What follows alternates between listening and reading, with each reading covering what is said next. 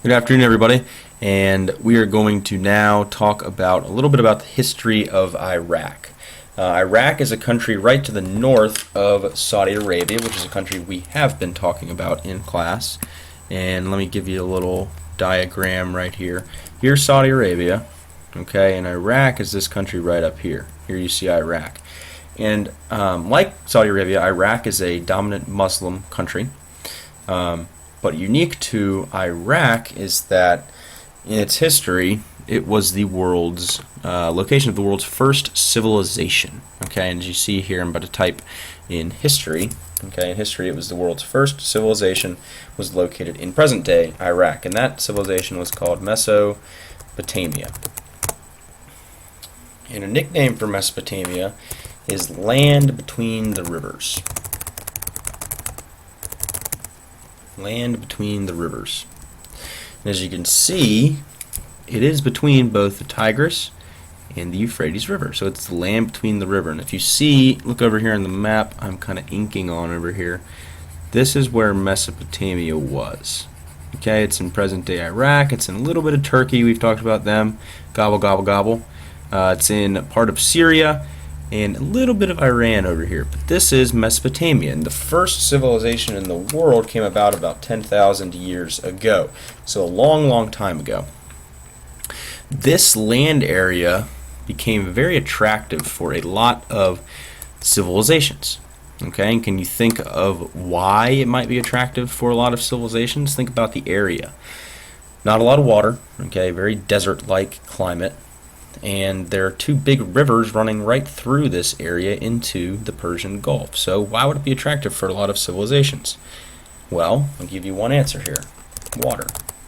Okay, and we know water is going to allow for fresh water, okay, transportation, crops, because you can plant near the banks of rivers, and you can even fish. So those are the reasons why this area becomes very attractive to a lot of civilizations, and perhaps why the first civilization ever was located here. So who conquers this area? A lot of people start to conquer the area, and I'm not going to go through all of them because that would be a lot to remember, a lot to think about. So we'll talk about the big ones. Okay, Persians come, and then Alexander the Great, this famous ruler you'll learn about probably next year in 7th or 8th grade history. But then a group, the Arabs, come. Okay, the Ottoman Empire. And we've learned a little about the Ottoman Empire and how big their empire really was. And they convert the area to Islam. And this is our first kind of conversion here in this area to Islam. And eventually, Islam is there to stay in the region. Okay, we know Saudi Arabia, Syria, Turkey, Israel. A lot of these countries have a lot of Muslim people.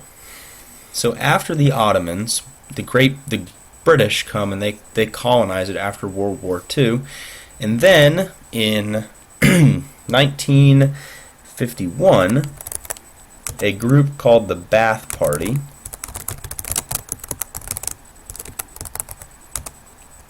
takes over and creates Iraq.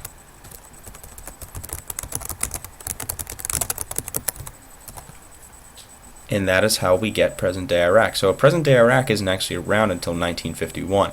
Obviously, the land is there, but the country itself doesn't come about until around 1951. So, eventually this guy, by the name of Saddam Hussein, is going to come to power. And you've all heard his name before. He was in the news a while ago.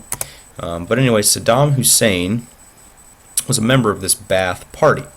And the Ba'ath Party's goal was to unify the Arab world into one country. It seems kind of ridiculous, doesn't it? So they wanted to get Saudi Arabia and Syria and Turkey and all those countries to be one big Islamic country.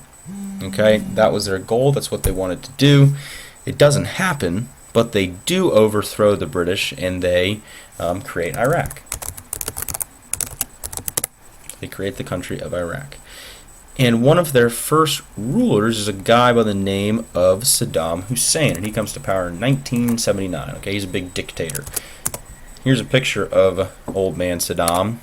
This guy isn't around anymore. He was executed by the Iraqi citizens because of the bad things that he did to the people after the United States waged war against Iraq from 2003 to about 2011. But here's old man Saddam in his younger years, great stash. You never know, I might come back on Monday and I might have a stash like that. Keep you guessing. So Saddam Hussein, he was a very oppressive dictator. He begins to control all people's freedoms. He imprisons enemies. He even kills some of his political enemies. Because, you all should know the answer to this, a dictator's biggest fear is being, what do you think? Overthrown. So he wants to control as much as he possibly can so that this does not happen. So not only was old man Saddam a pretty angry guy, okay, he kills a lot of his citizens and kills people he doesn't like, but he also wants to get more land for Iraq. So he begins to turn his attention to a country to the east of Iraq, and that country goes by the name of Iran. In Iran, if you look at the map here, this is Iran, okay? Here's Iraq. Iraq wants some of this land in Iran. So in 1980, they are going to attack Iran, seemingly out of nowhere. Really comes as a surprise to a lot of people, but Iraq starts to invade Iran. And it was a very brutal war. It lasts 8 years, from 1980 to 1988.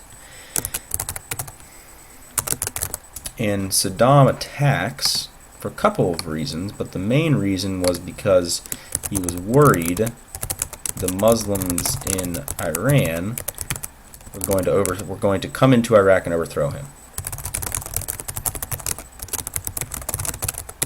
So that's what they were really, really worried about.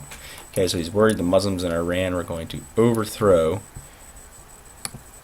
Saddam in Iraq. So he also wants more land for Iraq.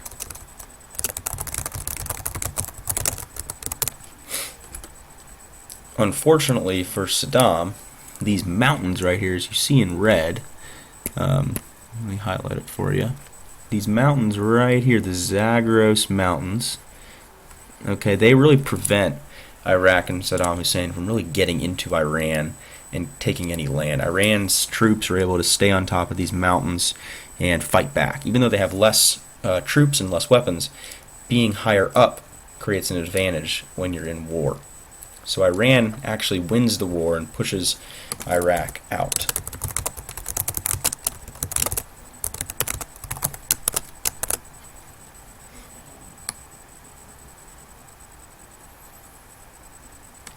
So, let you catch up a little bit if you haven't caught up yet. We're going to get through one more little section here, the Persian Gulf War, and then we'll be done for the day. So, Persian Gulf War. So 2 years after Saddam loses a war in Iran, I guess he's kind of angry and he wants to try to take over somebody else. So, he's not going to turn his attention back to Iran. Instead, he turns his attention to this little country down here, Kuwait. I'm circling it for you on the highlighter if you want to check this out. That's where Kuwait is. Kuwait is important because it's near this body of water, the Persian Gulf. And what do a lot of countries get out of the Persian Gulf? Well, they're going to get oil. So, it becomes a very valuable area in the world.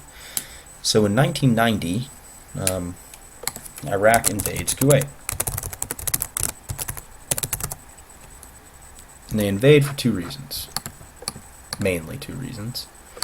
Obviously, the first one is to gain more oil for the country. That will help their economy. They can also control a lot of the world's trade. Control a lot of the world's oil. They also want the land. So land and oil are the big reasons they invade Kuwait here. Unfortunately for old man Saddam and Iraq, this war is going to kind of go pretty similar to the way the one in Iran went, except this time the country that we live in right now, the USA, is going to come to the aid of little itty-bitty Kuwait down there. So, in 1991, the United States comes and they help Kuwait. And a couple reasons why they do this. The big one is the USA doesn't want Iraq in charge of all of that oil. Wouldn't be good for the United States' ability to get oil in the area. So they don't want Iraq to have control of a lot of this oil. So in 1991, they are going to take their army and push Iraq out of Kuwait in only 6 weeks. That's all it takes. Pretty quick and easy war. The United States wins, and again, Iraq loses another war. Unfortunately for them, but good for everybody else. So that is where we are going to stop for the day. I'll leave this up here for a second so that if anybody needs to catch up on any of these notes, you can. For the most part, everything was pretty straightforward. Hopefully you were listening. And on Monday, we'll go over this again, and then I will show you a few videos related to the Persian Gulf War, and then the United States-Iraq War, which took place in 2003 and lasted until 2011. So, everybody have a good weekend. If you were worried about YouTube Friday, that will take place on Monday. All right, study this weekend a little bit, and I will see everybody Monday.